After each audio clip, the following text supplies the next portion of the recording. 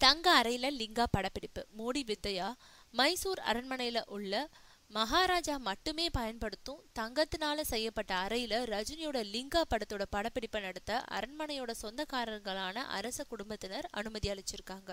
இந்த திடீர் மாற்றத்துக்கு மோடி பிரதமரானதை காரணமா சொல்றாங்க. லிங்கா படத்தோட படப்பிடிப்பு மைசூர்ல பூஜையோட இந்த மாசம் தொடங்குச்சு. படத்தோட முக்கியமான காட்சிகளை மைசூர் அரண்மனையில எடுக்கிறதா திட்டம். ஆனா அதுக்கு அரச குடும்பத்தினர் அனுமதி அளிக்கல. இந்த நிலையில திடீர்னு இப்போ லிங்கா படப்பிடிப்பை அரண்மனையில நடத்த அரச குடும்பத்தினர் அனுமதி அளிச்சிருக்காங்க.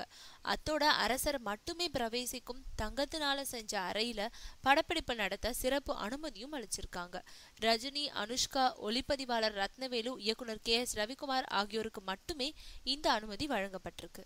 20 நாளுக்கு முன்னாடி அனுமதி மறுத்தவங்க திடீர்னு 2 நாளைக்கு முன்னாடி அரண்மனையில படப்பிடிப்பு நடத்த அனுமதி அளிச்சது பல்வேறு யூகங்களுக்கு வழிவகுத்திருக்கு.